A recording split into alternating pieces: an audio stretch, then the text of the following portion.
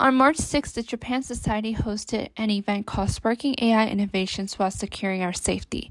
Distinguished experts from around the world discussed how different governments approach AI regulations with implications for business and consumers globally. Let me introduce Nancy Yamaguchi. Nancy is a partner at Morgan Lewis. She's been on our board for many years now and is a strong supporter of the Japan Society. We thank you for that support. Nancy Yamaguchi. Thank you, Larry, and welcome everybody. My name is Nancy Yamaguchi. I'm a hello. Okay, I am a partner in the corporate business transactions practice group here at Morgan Lewis, and as Larry mentioned, I serve on the board of directors of the Japan Society of Northern California, as well as Southern California, by the way. So I go back and forth between North and South. So we at Morgan Lewis have actually been advising clients on AI issues for over two decades now. We've been doing mostly IP protection, patent prosecution, as well as patent enforcement and litigation, e-discovery. Those of you who may be familiar with the practice of law. And today, it's really thriving. Our AI practice spans over a dozen industry groups, practice areas, including commercial transactions, lots of business deals in this area right now. Of course, IP matters, IP litigation, as well as IP prosecution, M&A and corporate strategic investments, antitrust, and other regulatory compliance, which my partner Giovanna can talk more about. I also wanted to introduce the moderator for this esteemed panel, my partner Andrew Gray. Andrew is a partner in our intellectual property practice group. He is an expert in IP litigation, IP prosecutions, specifically patents and trademarks. He also counsels strategically on IP portfolio issues, including in the areas of fintech, blockchain, cryptocurrency, machine learning, and AI as well. He is the leader of our semiconductor practice group, so a lot of technical expertise in the semiconductor area, and Andrew also co-leads our AI initiative. Speaking about our AI initiative, we are rolling out a 10-part AI bootcamp webinar series. I think it just started, what? First one this morning. First one was this morning. So it's a series of webinars. So anyone can take them virtually anywhere. Will it be recorded, Andrew? Okay, it'll also be recorded, and it will be discussing all of the latest developments on artificial intelligence. This year, we are focusing on opportunities as well as challenges that AI presents from a regulatory perspective, focusing on US, EU, and the UK. So I'll now turn it over to my partner, Andrew, to moderate this presentation. Thank you, Nancy. Welcome, everyone. Artificial intelligence has captured the imagination and the fears of people, including regulators, around the world. Since its launch just over a year ago, ChatGPT has sparked a tidal wave of excitement that AI could dramatically change our workplaces and our lives.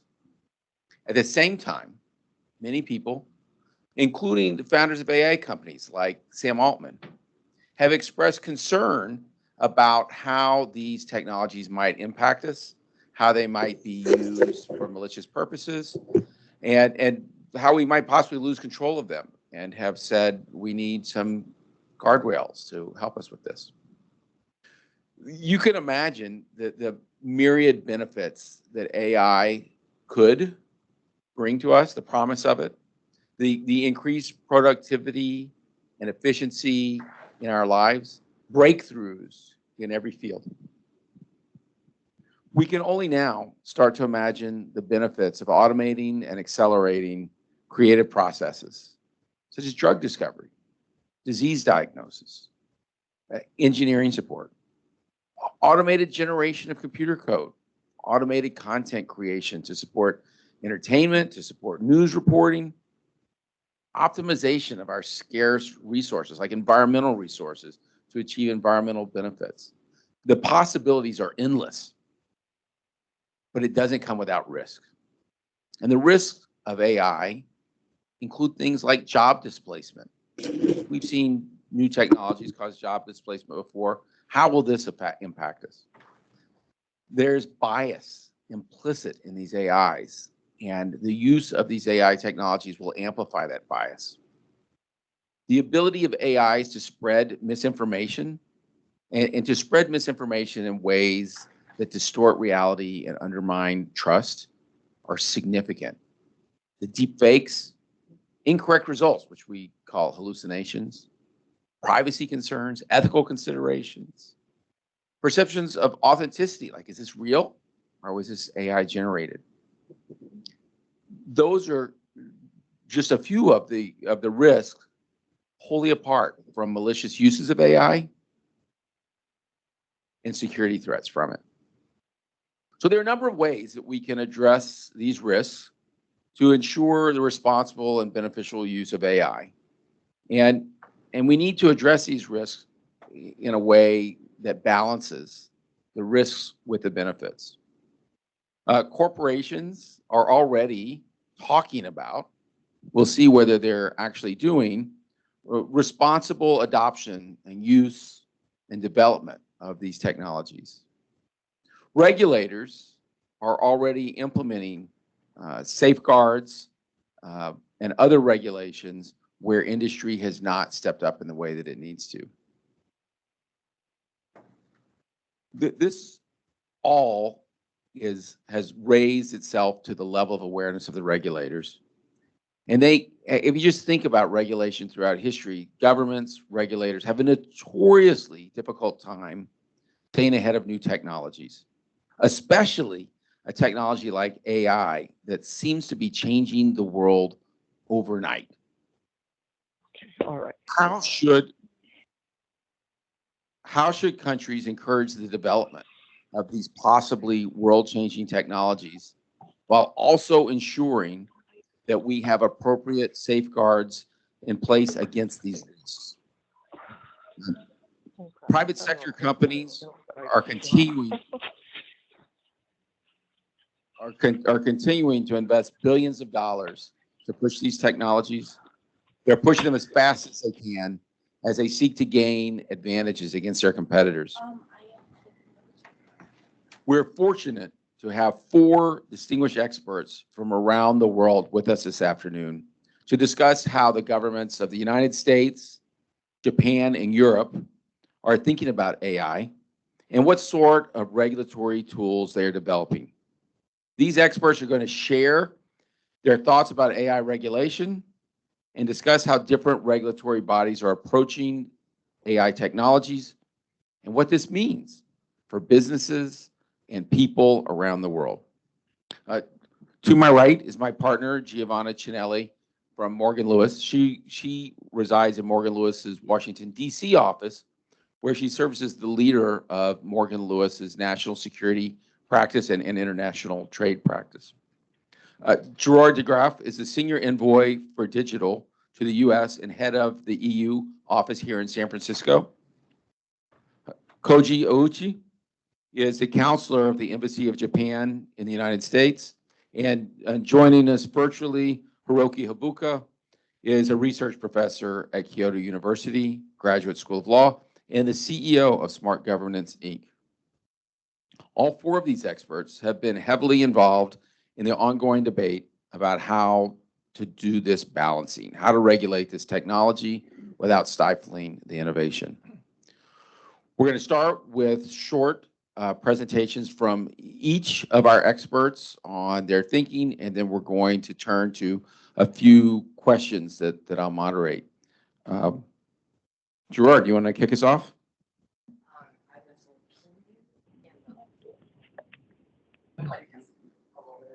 Each of the speakers, please stand up for your short presentation. Okay.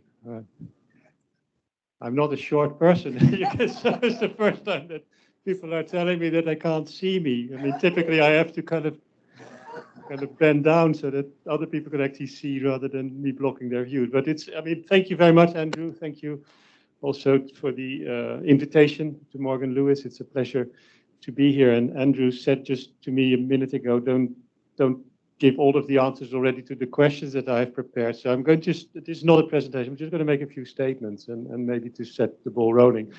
I think, first of all, I mean, I don't want to start with regulation, even though we have regulated, and I'll say a few words about that. I want to say that the European Union wants to be a leader in AI. We're not technophobe in the European Union. We want to be a leader. We want to develop AI, and also not just to consume AI. I mean, we have a number of sectors also in the European Union where actually we have become a consumer of big tech. Social media is not very strong in the European Union. We cloud capacity. We're largely as American provided in the European Union. We don't want a situation like that for AI. We don't want to become dependent or become a consumer of technologies that are developed elsewhere. I think the other point that is important to make is that kind of typically when people hear about regulation, they think, and I don't understand, I mean, I've not been long enough in this country to understand why people always have a negative view about regulation. Regulation immediately followed by people saying, oh, you're stifling innovation. We actually believe that regulation is absolutely necessary to unlock innovation, because when you look at surveys around the world about AI, you find, and there's not much difference between the US and Europe and Japan, that about half of people in the EU and US and Japan don't trust AI. They are wary of it. They don't know how it works. They just, and typically innovation, if you innovate in a market and half of your potential customers say, well, I'm not sure I want to have anything to do with AI, that's not a good start for innovation. So actually we think that by putting a framework in place, we can build trust. And people know that the AI that's on the European market and also on other markets can be trusted and is secure, people will be more likely to use it. So we see innovation as a tremendous competitive advantage of the EU. And so this kind of contrast between, oh, you regulate, so the price you pay is less innovation. It's absolutely not how we see it in Europe. We see it actually if you don't regulate. And it is quite, put yourself, I mean, when I came here to Silicon Valley about a year and a half ago, I mean, I was often said, kind of, why are you regulating AI? You're stifling innovation. You don't understand the technology. It moves too quickly. I mean, it's because you can't compete on the technology in Europe. You're trying to slow us down and all of these things. And then ChatGPT came, and then the comment that we get is, why is it taking you so long to regulate? So the atmosphere has changed quite completely. But this idea that somehow regulation is in conflict with innovation, we think is wrong. We think actually, I mean, and this a bit of a bold statement, we think this country is underregulated. This country is underregulated. If you go into banking services, you go into telecom services, you go into pharma and all of these things, I mean, coming from Europe, you pay 3-4 times as much for the same services that you have in Europe because we have regulated. Because these markets are much more competitive in the European Union than they are in the US. But that's an aside. In terms of like our approach, so how do we then regulate? Well, we are quite familiar in the European Union with what we call a product safety approach. We have a single market. We are 27 member states. In the European Union, we want free circulation of goods and free circulation of services. And for free circulation to work, we need to make sure that these goods are safe. Nobody wants to be electrocuted when you use a hairdryer, for example. So there are certain requirements that ensure that products on the European market, and you may have seen boxes, but it has a CE mark on it, which means it meets the European safety standards. So we have extended that principle to AI. So what we have approached, the way we have approached it is through product safety lens. This means that we lay down the essential requirements for safety, and then there are standards developed, and then industry needs to declare or kind of ensure conformity against those standards. Is an approach that the European industry and distributors are used to, and it's an approach also that consumers know that the product that they are about to buy or to use is safe. So that product safety approach we're using. Not a liability approach. In this country, often the road taken is liability, and the result of this is that you often find yourself in court where somebody's saying, well, you should have done this, you haven't done this, and as a result I have suffered harm and now you are liable for the harm. We prefer to lay down what are the essential requirements, and then there might still be cases of liability, but far fewer. And of course, if you rely on the legislation, you benefit from like a presumption that you shouldn't be liable. The other thing I think which is important to note here is that we've taken a risk-based approach. When people say, oh, you're regulating AI. No, we're regulating about 10% of AI. We are regulating AI that is used in particular situations where there is a material risk of impact on people's lives. And so we're not regulating the technology, we're regulating the use of technology, for example, when technology is used for recruitment decisions. We want to be sure that these recruitment procedures are fair and that, for example, in the European Union, if your name is Mohammed or Ali or whatever, that you are not kind of eliminated, or you're from a particular neighborhood where there's maybe more crime, you're not eliminated because you're from that background. And so that's an example. Health is another example. If you apply for a mortgage or for a loan, you will want to kind of, it's a very important, say, decision. If you don't get a mortgage because an algorithm decides that you shouldn't qualify for a mortgage, I mean, these are very impactful decisions on people's lives. So we want to be sure that these decisions are fair and non-discriminatory. So we take a risk-based approach, which means that in effect, you probably regulate about 10% of all AI users. We're not concerned about AI in your GPS. We're not concerned about the recommendations that you get, music recommendations you get from Spotify. We're not concerned about the spell checker on your iPhone that kind of corrects as you type. So we really focus on a limited number of use cases. And then in an even more limited number of use cases, we say that's not the AI we want in the European Union, which is really prohibited. So AI where like there's massive use of facial recognition software where effectively we end up living in a surveillance society or social credit scoring, or where there's subliminal techniques used to get people to take decisions which clearly are against their own interest. That's not the AI we want. We like innovation, but we don't like that type of innovation. That is not welcome on the European Union market. So that is, in a nutshell, is our approach. We have a political agreement in the European Union on the AI Act. We are the first, say, democratic region in the world that is regulating AI. It's actually interesting to kind of, I mean, when people say, well, why are you regulating? I always turn the question around, why are you not regulating? And AI, kind of the impact of AI, which is so dramatic on our society, so disruptive. I mean, actually the burden is on those who are not regulating it rather than the ones that are regulating it. I want to conclude maybe with a word about kind of the models, the frontier models. I mean, when we were legislating, we're starting the process of legislation, we were concerned about the AI that was already in the market.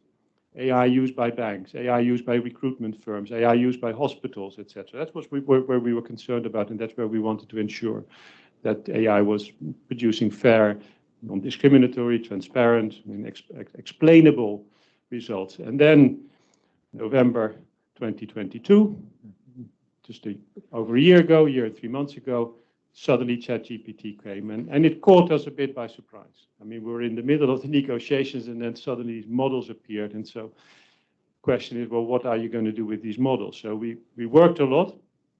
And we had our negotiators over here. We kind of worked a lot with the companies and et cetera. So we have a particular chapter here. And I think it is important that these models, that there is a responsibility and accountability on the ones that put these models into the market, that these models are as safe as possible. I mean, there is a challenge here. The challenge is that even the ones who are developing the models don't always understand why the models do what they do. Yeah, that's different. I mean, if BMW develops a car or Toyota develops a car, typically they know that if you put your foot on the brake, it will brake. If you put your foot on the accelerator, it will accelerate. But with these models, that is not so obvious. So we have a system in place that kind of monitors and supervises these models. We will need to build up the capacity. Don't underestimate the pressure that exists on the regulator to get up to speed, a point I think you made, Andrew.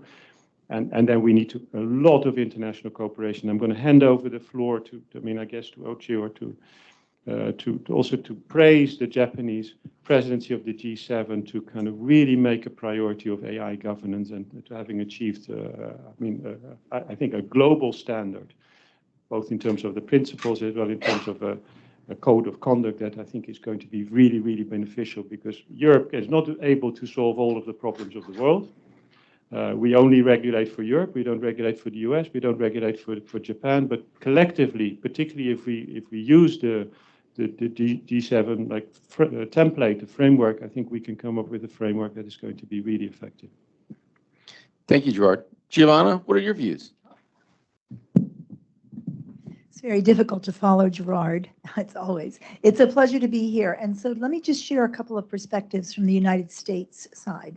In the US, when we regulate, we tend to regulate for 3 or 4 reasons. One, as Andrew mentioned, there's a risk. It's an identifiable risk, and it's one that can be susceptible to the second reason we regulate, which is risk mitigation. We have different ways where we can ring fence or cabin or direct or manage how things occur in a particular risk scenario. But at the same time, we also regulate when we're not sure the direction of a particular activity or a particular technology. And that's because there is a definitional deficit. And in artificial intelligence, we have in the United States, and I would say in Europe and in Japan, trying to identify what qualifies as artificial intelligence is like poking at Jell-O. You push, there's 16 different definitions. And if you were to look in the US for the last 5 years, we've had 19 statutes, both within our Department of Defense and in other areas like the Food and Drug Administration, the Environmental Protection Agency, the Department of Transportation, where there's been some element of artificial intelligence. Whether it's dealing with what Andrew was saying, developing medicines or doing some research activity on unmanned aerial vehicles or using LiDAR as sensors in automobiles, each of those is a form of AI. But it is so expansive and so pervasive that what happens in the US, the stakeholders each have a role to play. So as you probably are aware, and I'll talk after these statements, exactly some practicalities. If someone wants to write a regulation, if the Department of Commerce wants to write an export regulation, they put out an advance notice of proposed rulemaking. People have 60 days to comment. Then they put out a proposed rule. People have 60 to 90 days to comment. Then they can put out a final rule or an interim final rule. In any event, from the moment you identify the issue you're regulating, it could be a year before you even get a regulation in place. And the challenge with that is the regulation is already overcome by events and starts off at that point being less effective than it was intended to be. But our process is designed to bring in all the perspectives of the stakeholders. And in AI, what we have is the executive branch and every single cabinet office. We have Congress that has become incredibly active. We have industry sectors across all. Then we have the research community.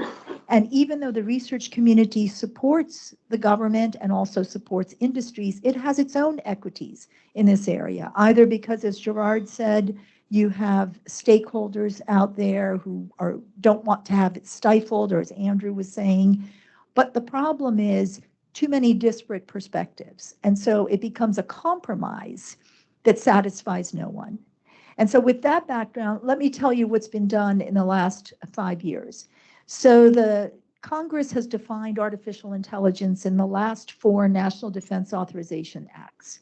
And they cover AI from the perspective of machine learning, adaptive artificial intelligence, generative AI, but also intelligence that does large data model language learning and is being embedded now in different areas that, from my perspective, are highly risk averse.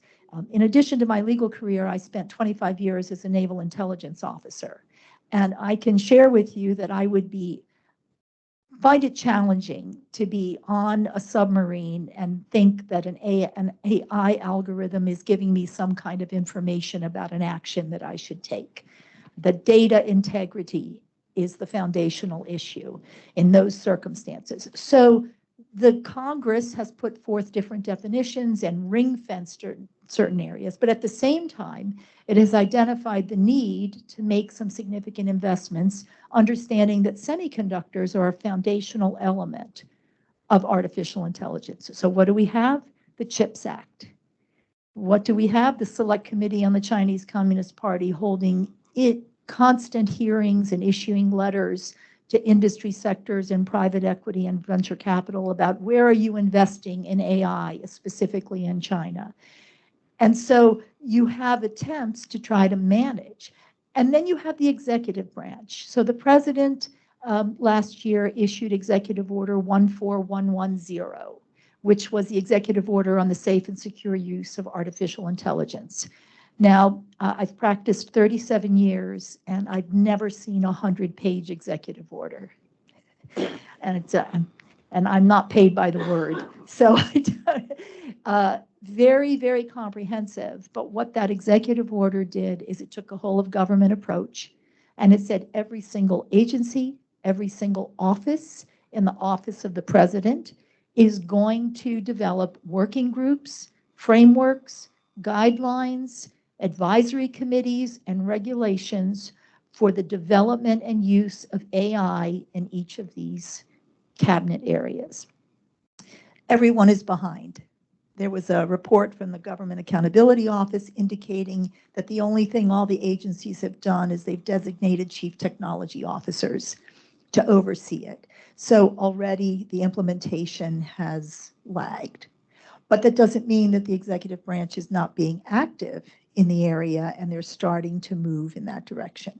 And then at the same time, you have industry and the research community that are spending an enormous amount of time to make comments about please don't regulate anything. But the executive branch is looking at export control laws. They're looking at inbound investment laws under our Committee of Foreign Investment in the U.S. And there was another executive order, 14083, which expressly identified artificial intelligence as a national security area for purposes of inbound investment.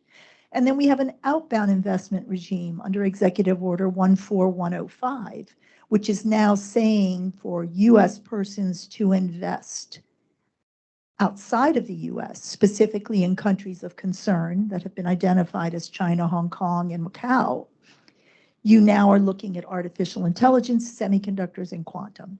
So the multi-layered approach doesn't allow for much consistency, and it brings all the stakeholders in. So we're seeing delays in the U.S. To your point, Gerard, instead of saying, why do you regulate, why don't you regulate? It's the process here is messy, and it's designed intentionally to be messy to ensure that the equity holders and the stakeholders' views are looked at carefully, because once you regulate in the U.S., it's really difficult to undo. Very, very difficult. So let me stop with that and turn it over. Thank you, Giovanna. Professor Habuka, what are your views? Hello, can you hear me? Yes. Great. So thank you very much, and it is my absolute pleasure and honor to speak here. I really wanted to go there, especially because I spent a beautiful year there when I was a student. But anyway, so let me explain about the brief and big picture of Japanese AI regulation or AI governance. So actually, Japan is one of the most lenient or less regulative countries on AI, I believe. And there are several reasons for that. Firstly, Japan is facing a severe shortage of workers, leading many to recognize that we need to utilize AI machines. Secondly, Japan is not the most advanced country in developing or using AI, so the actual risks of AI have not yet come to the critical level. And finally, the concept of robots coexisting with humans has been a long-standing topic in animations and comics, so we have a robot-friendly culture, so to say. Unlike the European Union and the United States, we recognize that the objective of AI governance is not to limit the ability of AI, but to optimize the advantage of AI while mitigating its risks to a level acceptable to society. And in other words, we consider not only the risks of using AI, but also consider the risks of not using AI. So with that in mind, about AI regulation, we take a sector-specific approach rather than a holistic approach. The reason is that higher risk activities such as driving a car, medical services, construction services, or financial services are already regulated under the existing regulations. So we start from revising and updating the existing regulations to give appropriate instructions about governance of high-risk AIs. And actually, we are very active about updating existing regulations to allow more use of AI for compliance purposes. The examples include revision of Road Traffic Act for allowing autonomous level 4 driving, the revision of Installment Sales Act to allow credit card companies to use algorithms for credit assessments, and the update of more than 10,000 laws and notifications and ordinances requiring analog compliance methods such as mandatory visual inspections, physical audits, and on-site requirements, to name a few. And another famous example is the amendment of the Copyright Act in 2017. The amendment stipulated that using copyrighted works for AI training without human enjoyment of the work's expression, for example, automatically downloading or processing data from the internet and input it to the machine, does actually not generally constitute copyright infringement. Exceptions apply only if it unfairly harms the copyright holder's interests. And now, especially after the generative AI, intense discussions are going on as to what constitutes the unfair harm to the copyright holders. So anyways, so these were some examples of existing sector-specific regulations that were updated to promote development or use of AI. On the other hand, we have not implemented any regulations on activities that are not regulated if performed by human beings. For example, when someone disrupts others' businesses with fake images created by generative AI, they can be charged with existing criminal act about obstruction of business by deception. If someone defames other person's honor by using AI-generated contents, they can be charged with defamation. However, mere false statements are not subject to regulation, and I believe it is the same with other countries. However, we realize that there may be unexpected risks or especially systematic risks. And this is why we recently established the AI Safety Institute and the Information Technology Promotion Agency of Japan, like many other countries. The Institute will monitor and assess the risks under the collaboration with private parties as well as global allies. Another important news about AI regulation is that in February, the project team under the Liberal Democratic Party, which is a major political party in Japan, proposed the concept note for the Act on the Promotion of Responsible AI. The targets will be the frontier AI models with significant social impact. It does not envisage including small-scale models or initiatives by startups. According to the concept paper, companies developing specific AI foundational models may be required to establish 7 items, including third-party vulnerability verification and publication of the model's basic specifications. And all these items are essentially consistent with what major AI companies voluntarily committed to the US government last year. So regardless of AI is regulated or not, it will be helpful for AI developers, operators, or users if there are non-binding flexible guidelines in handling the AI. Therefore, Japan government will draft AI governance guidelines, which is now being finalized after the public. And for both regulation guidelines, agile and multi-stakeholder approach would be necessary. And of course, global. Last but not least, the international collaboration is essential, and we are trying to contribute to international rulemaking through G7, OECD, and other fora. So thank you very much, and I'm looking forward to the following up discussion. Thank you, Professor. Oshi-san, what are your views? Thanks so much. Please allow me to sit down, and as I have a sort of talking memo.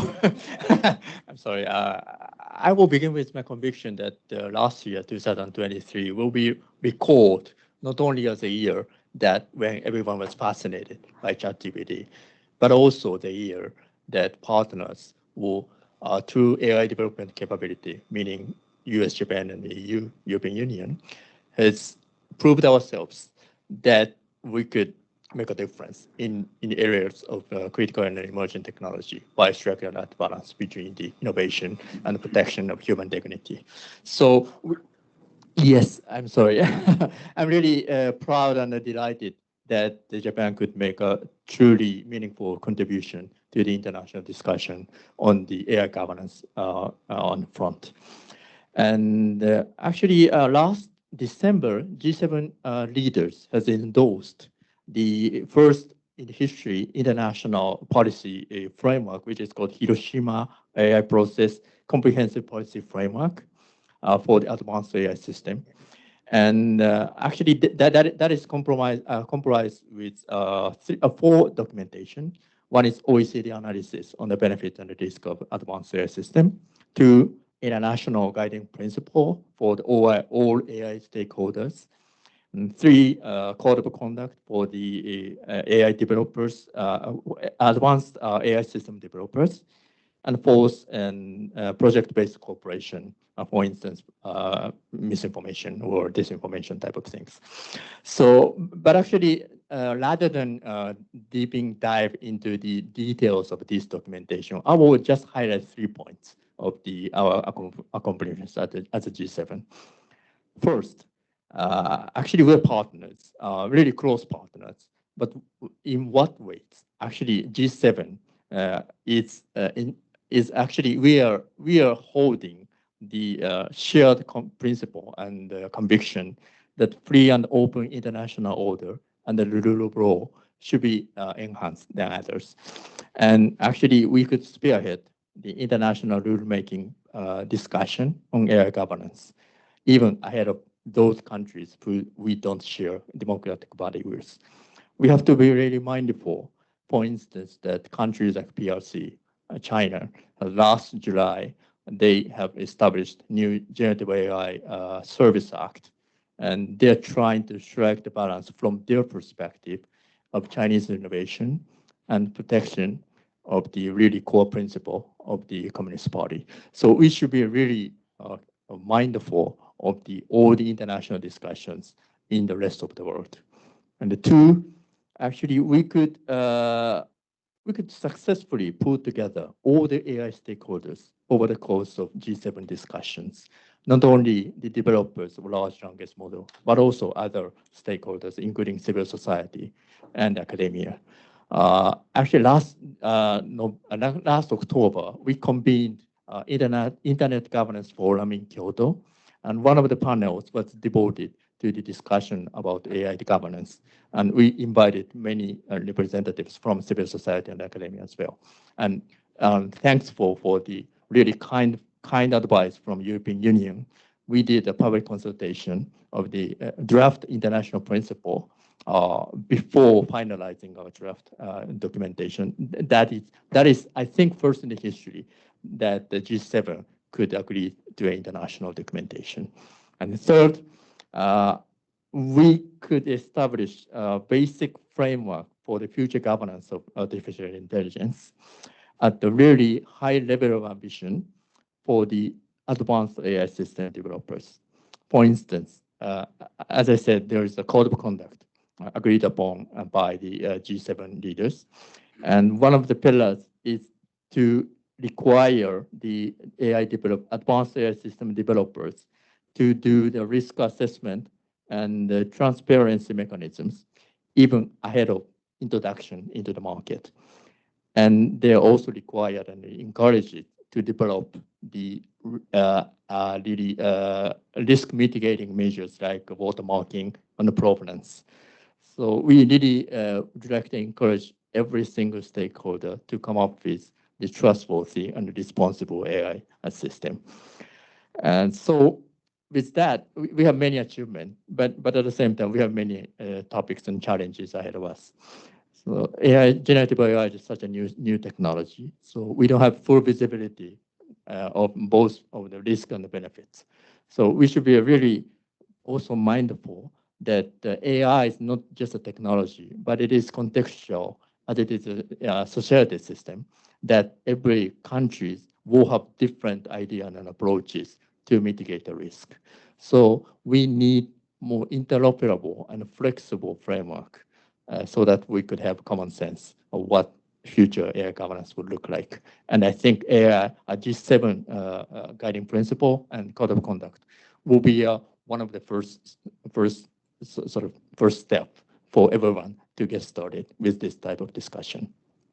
But actually, I'm really hopeful that the G7 could agree to this really important step, even just within 1 year after the introduction of ChatGPT.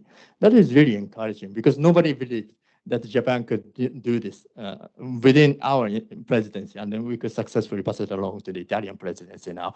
So we are now trying to implement that and reaching out to the third country of mutual interest. And I think OECD will play a pivotal role, and we will do outreach activities even beyond that. So we are really exposed to many other risks entailed by the other type of critical and emerging technology like post-quantum encryption or whatever. So maybe we can really be hopeful that like-minded partners like US, EU, and Japan could make a difference if we could determine to make a difference. Thanks so much. Thank you, Uchi-san. Gerard, I want to ask a first question that touches on a point you made in your opening remarks. There's some perception that when European companies are not competitive, that the European regulators regulate to level the playing field. So when looking at the AI competitive landscape, where do you see Europe, the United States, and Japan standing in that competitive landscape? Well, that's a complicated question, but I'm still going to try to answer it. I mean, I think if you look at the map and the competitive landscape, I mean, clearly this part of the world is leading. I mean, out of like 20 AI companies that are kind of in the world, there's like 8 even in this city and within a couple of miles from here who are clearly leading. And you see a situation that you probably also see with semiconductors, that if you move towards the cutting edge, the investments that you need in terms of compute capacity, in terms of cloud, are exponentially rising. I mean, it took, I think, $10 million to develop ChatGPT-3. It took about $100 million to develop ChatGPT-4.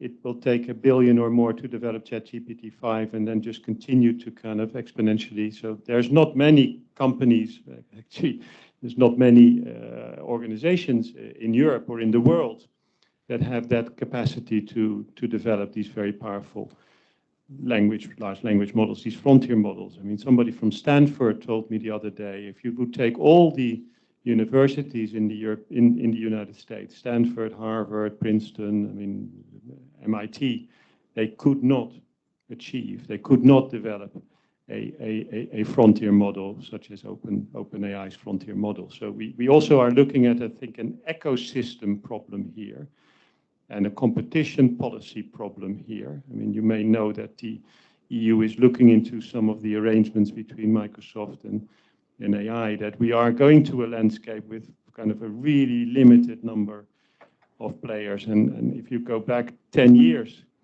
I mean, most of the innovations in AI came from academia. If you look now, I mean, hardly any innovations come from academia. They all come from a handful of very powerful and resourceful companies. And that's something to think about. Where does Europe see its competitive advantage? I mean, we're always good in science. I mean, we also have very strong science in AI. We see our competitive advantage more in the open source community. You may have followed, I mean, there's a couple of companies in the European Union. Mistral is one of them, French company. Alpha is a German company, still relatively small compared to like what you see here in this city or this part of the world. But these are open source companies. And they see the kind of an opportunity to grow, because you can grow with an open source without necessarily having as much financial clout as these very big companies have. But it's, I think, a real important consideration here. How can we level the playing field also for smaller companies? I mean, one of the very concrete things which we're doing in the European Union, we have a network of publicly funded high-performance computers in the European Union and also public cloud in the European Union. So we're now making that network available, and some of these computers are the fastest supercomputers in the world. We're making that network of supercomputers available to startups and small companies in the European Union so that they can also get into this space and grow their businesses. So it's not, I mean, part of it is regulation to have a level playing field and security and safety. And never forget, we are 27 member states in the European Union, and they all tend to regulate, and they regulate in different ways. And it's actually a risk here in this country if the federal government doesn't regulate AI in this country. But one thing we can be sure of is that the states will. I mean, there's 40 bills introduced in the California legislature, and they're being debated. I testified at the California Assembly last week about the EU AI Act. There's a strong interest and a strong likelihood that California will be at least one of the first states to regulate on AI. And then, of course, other states will follow, and you will end up inevitably, particularly if you don't have any federal action, with a patchwork of regulations. And if there's one thing, maybe industry doesn't like regulation so much, but what they really hate is regulation that is very different from one state to the other, or from one member state to the other, or then, of course, also internationally. So that's something that kind of explains why the European Union is regulating. We have one set of rules now for the whole of the European Union. 450 million users and more than 30 million companies. And that's a benefit because it provides the legal certainty, the predictability. The amounts that need to be invested in AI are huge. And therefore, to have legal certainty that there's a legal environment there that will protect these investments is tremendously important. Professor Habuka, I've read that Japan is making new investments to revitalize its semiconductor industry, presumably to make chips for AI processing. What's your take on the AI competitive landscape and where U.S., Japan, and Europe fall within that? Thank you very much. So actually, I'm not a semiconductor professional, so maybe Ouchi-san will know much better than me. But about competitiveness-wise, I believe that Japan believes that we are competitive, especially at robotics. So, or I would say cyber-physical systems.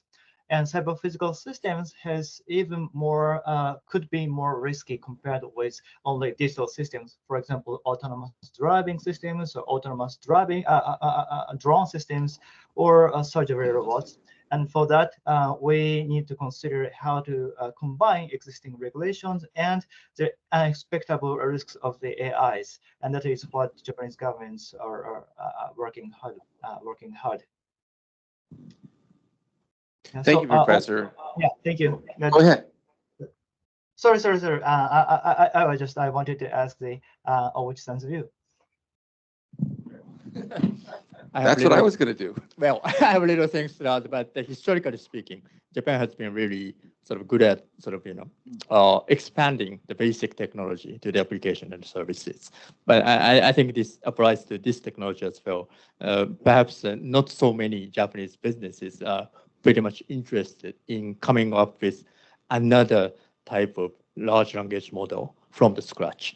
Rather than that, perhaps many industries have been trying to make it as sophisticated and tailored as possible to meet the demand for the sector-specific demands. So maybe that one way to do that is to make the best use of AI to generate more smooth movement in the robotics, as the professor said. So maybe with that regard, perhaps we will make more sort of innovation-driven sort of public policy in the future as well. Thank you. Giovanna, what's the U.S. competitive position on this, and how does it stand up against the EU and Japan? So I think it's a shifting landscape. One of the interesting things is there was a report by the Australian Strategic Policy Institute last March, and then again an update to that report in November, where they identified 44 technologies, and out of those 44, 37 are led by China.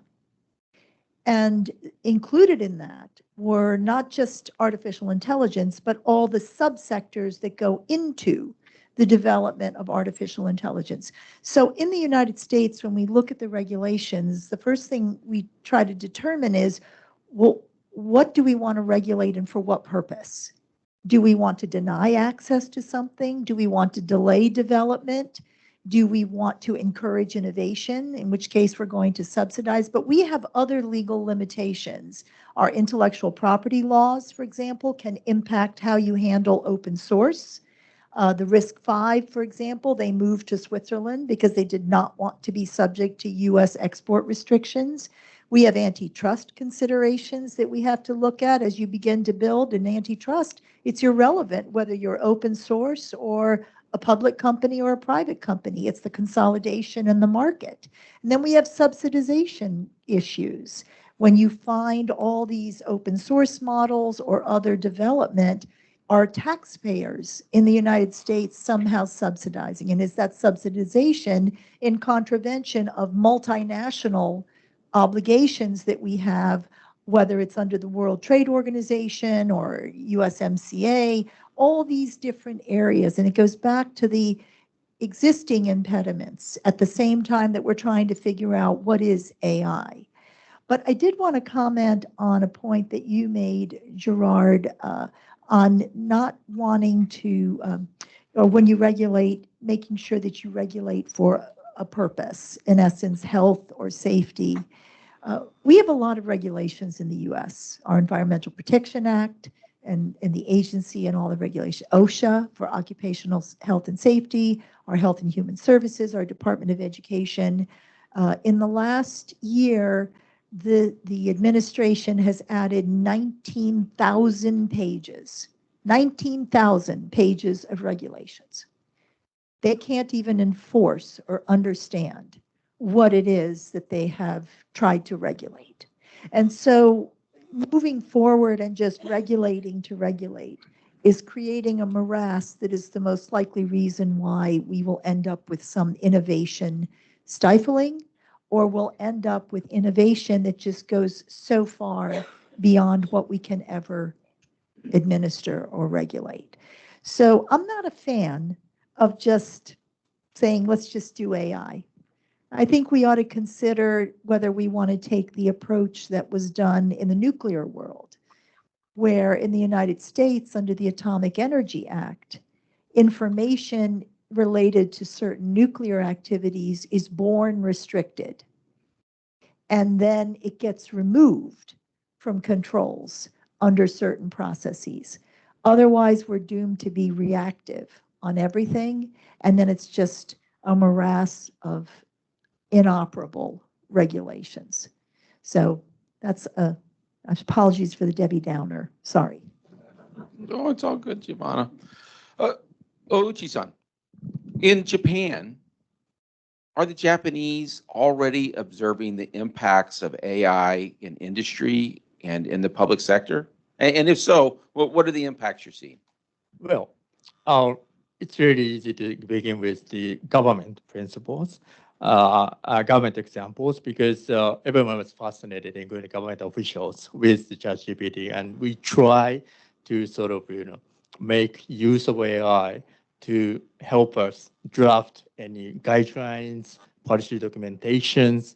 But of course, there is many risks and sort of, something that should be mitigated at the same time. So our agency, our cybersecurity agency and the digital agencies has drafted sort of common guidelines for sister agencies to better understand this technology and better mitigate the risks entailed. So we see increasing amount of use cases in not only in the public sector, but also in the private sector.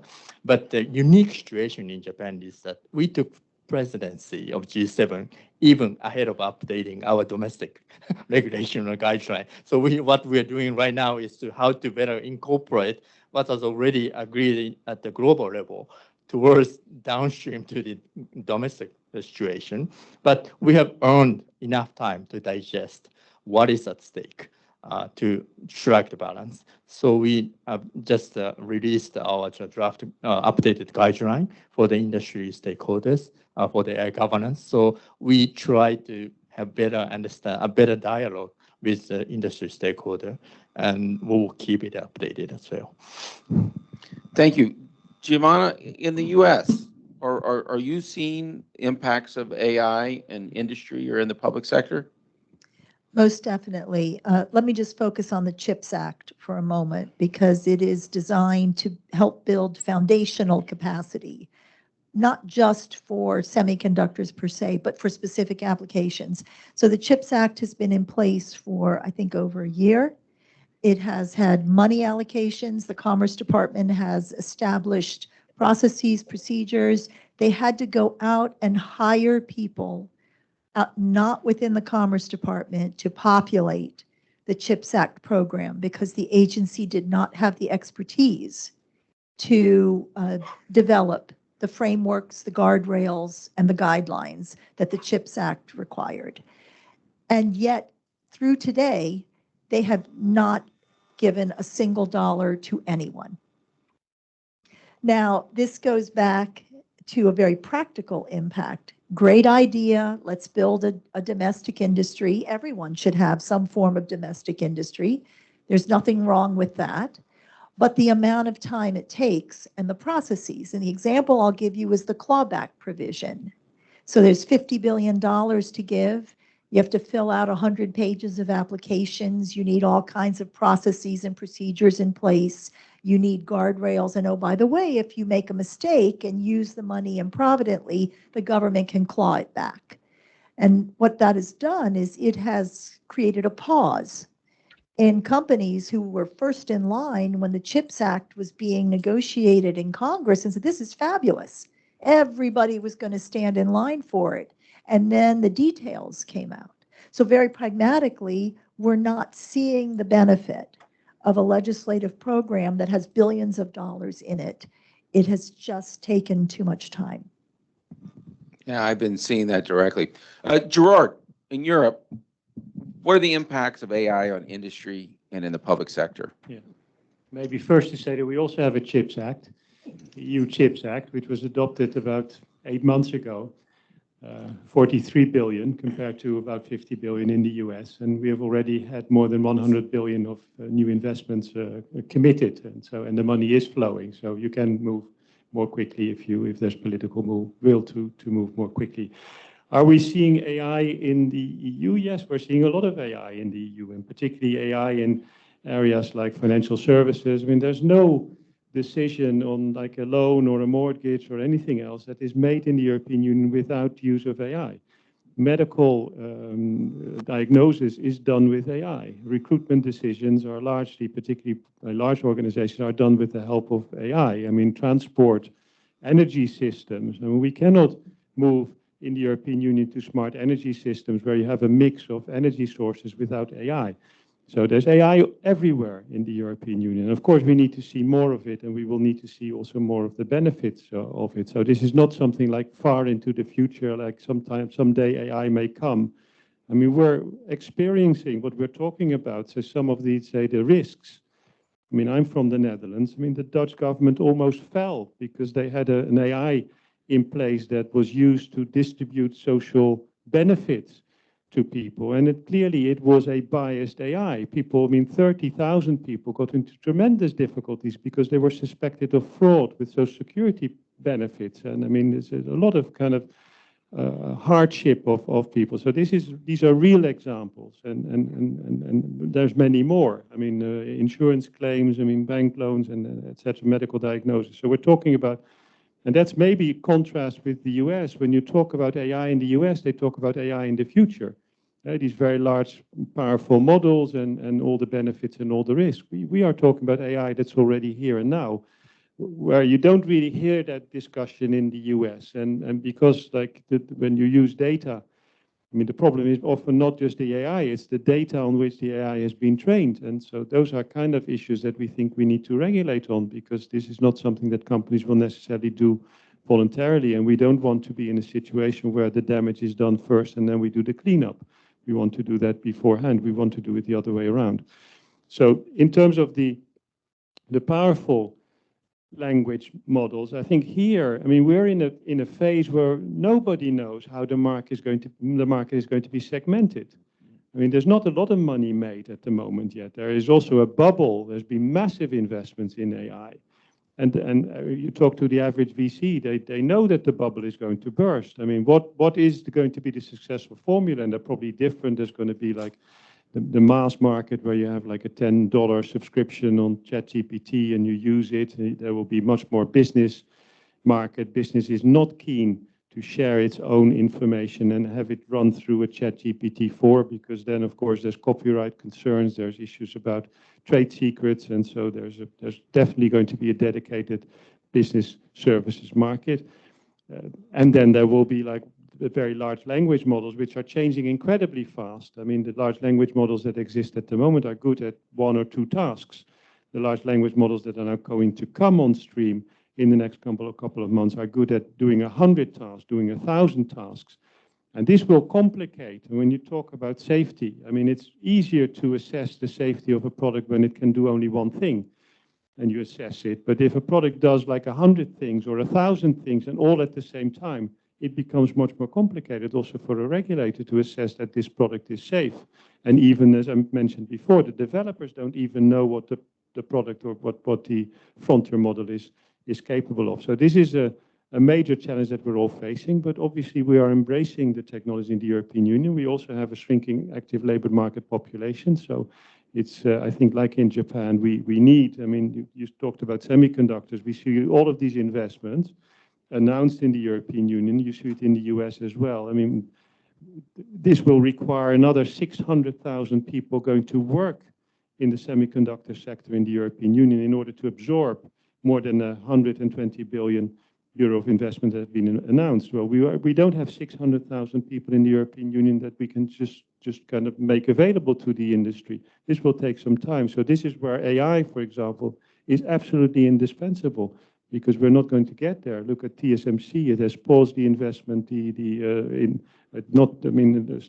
Paused the construction of the fab in Arizona because it just cannot find the people. So definitely there's a need for using AI to ensure efficiency gains, better healthcare. We have an aging population. Healthcare costs are really growing very fast. Sustainable agriculture, precision agriculture. We can use less fertilizers, less pesticides, so it's good for sustainability. So AI is absolutely something that the European Union will make the most use of, but we have to also take care of the downside. Just an observation, AI, if it continues along this path, especially in the labor market, is going to result, in my view, in a foundational shift societally, because AI doesn't pay taxes. AI doesn't pay Social Security. You have a system built on a worker base that frankly supports prior workers.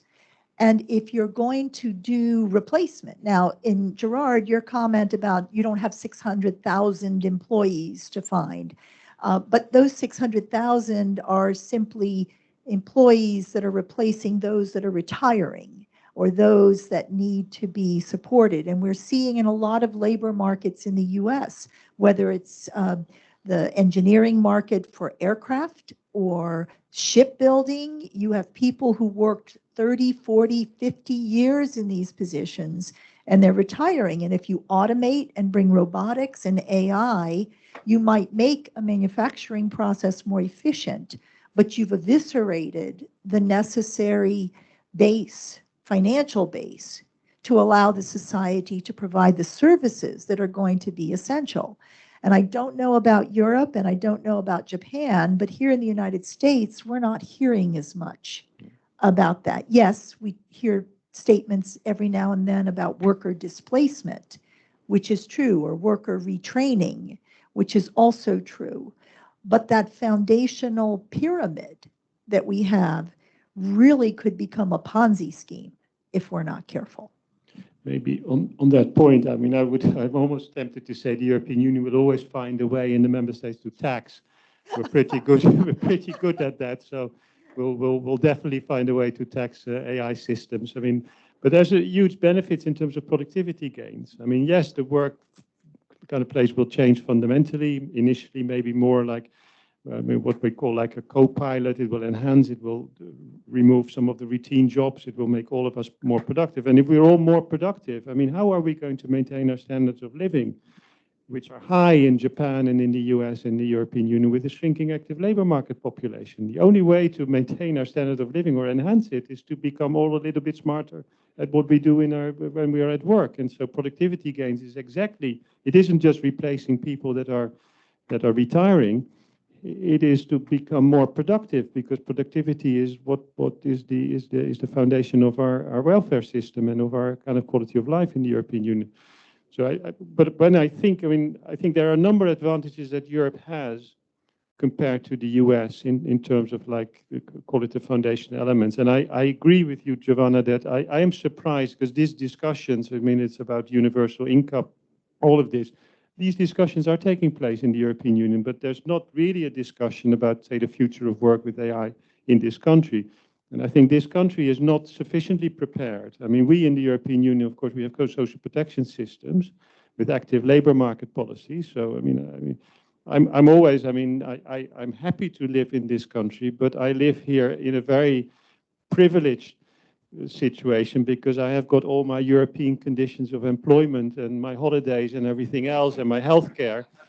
But if you live in this country and you lose your job, I mean, that is a terrifying experience, because you lose you lose your health care in many ways. In many cases, if your kids go to private school, I mean, your mortgage and everything else. And so in Europe, the shock of losing your job, of course, it's a terrible shock, but there is active labor market policies.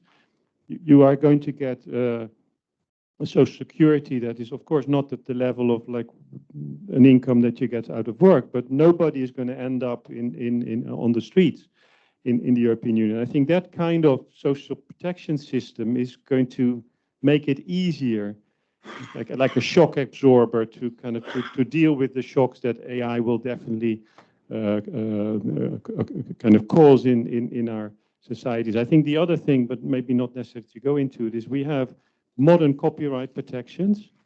We have GDPR, the privacy protection. I think the fact that we have this is now even more important in the context of AI, that we have these copyright protections, we have the personal data protections. And I think this country, and you see a lot of the court cases now, I mean, from very big companies, the New York Times, Universal Music Group, on these issues around copyright. And so that's something that I think in the European Union will be much easier to handle. Thanks, Gerard. Professor, let's turn to why we're all here. How do we balance the risk that regulating AI might stifle innovation with our need for the promise of what AI can deliver? How do we balance this risk and reward? So in that sense, I totally echo what Geraldine said in the beginning. So regulation is not only to limit the ability of AI, but actually optimize the possibilities of AI. And the problem here is that the difference between AI and human beings. So when it comes to AI, so first of all, it's mechanically a black box. So there is a lack of explainability or predictability. And also there are a lot of stakeholders on the value chain. So we talked a lot about semiconductor producers today, but also there are data providers, service providers, model developers, and of course, the user is also one of them, significant players in generative AI. So how to distribute their liabilities or responsibilities are another important topics. And also it brings a lot of new ethical questions, for example, about competition and privacy, or safety and security and privacy, etc. So for all, the answer is there is no specific answer. So and that is why Japanese government believes that we always have to be more agile, multi-stakeholder, and distributed, rather than a single government provides all details to the players. And I believe that in the European Union and United States, also all of us takes a kind of co-regulation approach, where the government shows what goals should be achieved. And then how to achieve that, about the details will be delegated to the service providers, the developers. And the other stakeholders can monitor how it is going on. And if necessary, the regulation will be updated swiftly. So this kind of agile and multi-stakeholder approach will be necessary. And that's what was addressed in the G7 meetings as well. Thank you. Can I just, I mean, because I'm a little bit annoyed by this. Like, how can we balance regulation and innovation? I think that's completely the wrong question. I mean, we see regulation as an absolutely precondition for innovation. So to juxtapose, like, regulation per definition is anti-innovation, I think is the wrong way of framing it. I mean, I gave the example of energy. I mean, the energy company here in this city is PG&E. Can I change to another energy provider? No, I cannot. I lived in Brussels. I can change energy provider every day of the week. Why do you think this is? Because the energy providers thought it was so fun to compete? Because we regulate it. So what is bad for innovation is bad regulation. And maybe the 19,000 pages of regulation, large part of that would qualify as bad regulation. Good regulation is good for innovation because it just forces competition. It opens up the market that are kind of previously closed. We don't pay $30 for a bank transfer. I don't pay $300 to go to a doctor. I don't pay whatever, huge amounts of money to buy pharmaceutical products because it's regulated in the European Union, because we have opened up these markets. So this kind of presenting it like, well, there's regulation and therefore it must stifle innovation. No, there's wine. There's good wine and there's bad wine, so let's go for good wine. Giovanna? As a lawyer, I would also expect, because lawyers like regulation, no? So you're almost arguing against your own interests. Oh, I just love regulations. Yes, I do. Let me just tell you. So I definitely agree with you, Gerard, that the framing of the question is crucial. I think from a U.S. perspective, we come from a view that if you're regulating, you're controlling. So looking at the analysis differently, in your example, you're saying regulation stimulates. In the United States, if you tell someone, and talk to a university in the US, go to Stanford and tell the computer science department you're going to regulate their research on semiconductors through export controls, and they will tell you multiple things, none of which are positive. And so, but that perspective is ingrained because here regulations are seen as limitations, not as pushing. That's myopic. I mean, this state has regulated emission standards. And what has happened in the industry? I mean, there's been tremendous innovation in kind of car exhaust of emissions. I mean, in the European Union, we are making a massive transformation of our economy to go to a low carbon, zero carbon economy. And so you need to regulate. Industry is not going to do that because they want to do that. They also want a level playing field. We must all do that, or none of will do that. So I think the idea, and yes, there are examples, but I think that regulation per se is controlling, constraining. Regulation in the European Union is often liberating.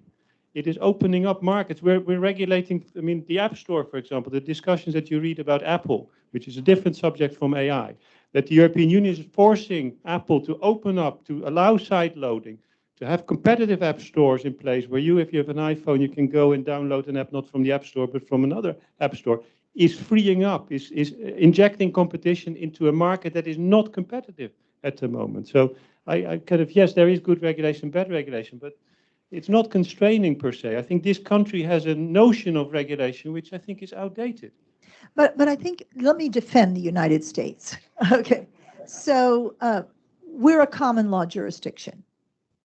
Countries in Europe, there's a number that are civil law jurisdictions. It's a completely different way of looking at how laws interact and intertwine with society. And that is a foundational difference that I think we need to acknowledge. In the United States, when you look at regulations, and I don't want to talk about climate change, and I don't want to talk about electronic vehicles because there's a political overcharge that embeds itself in the discussion that tends to distract from what could be beneficial or harmful from regulations. But what I do want to talk about is the idea that when you regulate, if you do not have an objective where parties can agree, and perhaps the European Union is fortunate, or Japan is fortunate, that you can find consensus more easily. In the last 20 years in the United States, we've not really seen an easy consensus-based process for whatever reason. And so that is something that in the US you need to acknowledge and live with. While I make my living through regulations, I don't think a lot more regulations are good, okay? Because if you regulate but cannot enforce, if you regulate and as a government agency you don't even understand what you're regulating, or worse yet, you create inconsistencies and inefficiencies, that's more damaging than any positive outcome you could get from the regulations. We're not going to fix it all. We're just not. But in the AI world, there is so much impact because there is no segment of society or industry or academia that is not affected by AI. And we do have it in the US. US government's using it right now to decide what regulations it wants to put out. Companies are using it in the R&D in the pharmaceutical industry, trying to make the role to clinical trials more efficient. So we're grappling with it now, but we have a completely different mindset. And I think that creates challenges. So, okay, enough defense. Okay, well, this has been fascinating for me, and I have a bunch more questions that I want to ask. The question is whether anyone in our audience has any questions for our panelists. We've got time for probably one or two. Here you go. So I know I know this is a different topic, but it's important to put China in this. That was my question. Yes, my question is that, okay, good regulation is good, but can we compete and win over China in terms of their AI policy? That is it's very important because it's about power.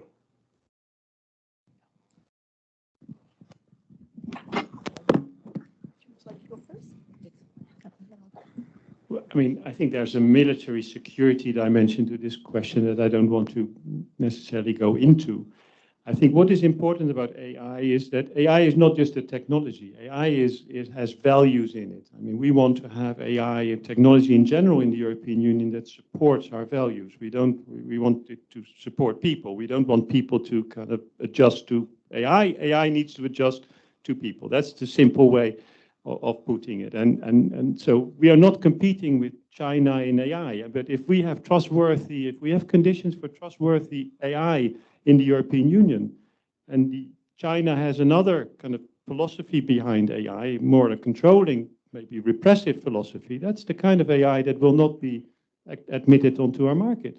It's like a product. If a product doesn't meet, if you want to export a car to the European Union, it doesn't meet the technical specifications that we have in the European Union, your car is not going to get across the border. You can't sell it in the European Union. So if China is selling AI or trying to sell AI that it is using in China on the basis of kind of its own value systems, and they want to export it to the European Union, it's not going to be very successful in the European Union because they're not allowed to sell that type of AI in the European Union.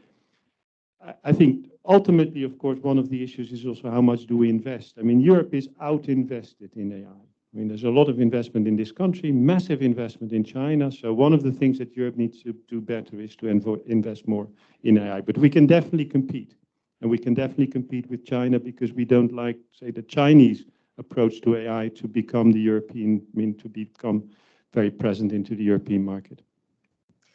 So I think it depends on how you define the competition. And the example I'll give you is competition in intellectual property. If you look at several reports, and again, I'll point to the Australia Strategic Policy Institute, China has obtained more patents in AI than any other country. Now, whether those patents are all good, usable, licensable is a different question. Whether they participate in patent pooling which is something that happens in the United States and sometimes globally. Those are significant questions, but if I was to simply look quantitatively and say, in a competition over AI in the intellectual property space, leaving trade secrets to the side, that decision on who's winning is already there. Publications. China has published more papers, academic, conference-related papers, than any other country. Does that have a significant effect? Yes, it can, especially if those papers are cutting edge or they're based on research that came from other work done by other countries and other parties. But if I'm going to look at competition, the purpose of a competition is to avoid what I call Thucydides' trap, which is you have a power that is rising and you have a set of established powers like the European Union, Japan, Australia, Canada, the UK, the United States. And when you have a rising power and you have an existing power, it's very easy for the existing powers to feel threatened by the rise. So they look at the competition as a zero-sum game. They win, we lose. We win, they lose. But you cannot do that with China because the standards you're using to decide how that competition is being judged have to be defined to be practical and effective. Otherwise, it's just a Twitter feed. An X feed. I'm sorry, an X feed. So I would actually say that maybe you've got it kind of backwards. It's not that China won't be able to sell AI products in Europe. It's that China will not sell its AI products in Europe and will keep the technology for itself.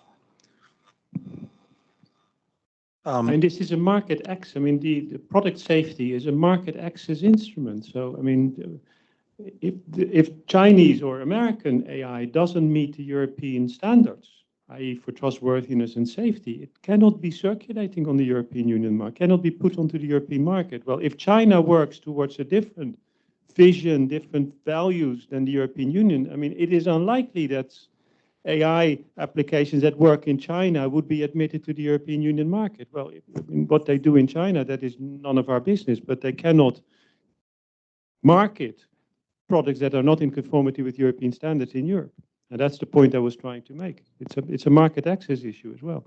Great. Do we have another question from our audience?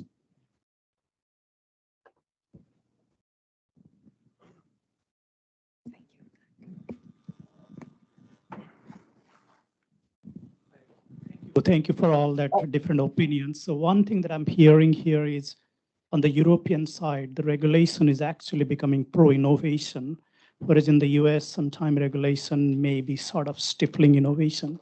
So for example, FDA, if we look at pharmaceutical market, for good reason, there are a lot of regulation because it concerns human health, but that also makes it difficult, a very high barrier of entry for startup companies who cannot afford to hire all these regulatory processes before they can go. So sometimes they come up with an innovation, which is a lot of innovation happening, but then they wait for acquisition because they don't know how to go from one to many. So what we can, like maybe the advice from European Union, what we can do that we can maintain the regulation, but still allow the startup company to flourish and they become the next big tech in the future.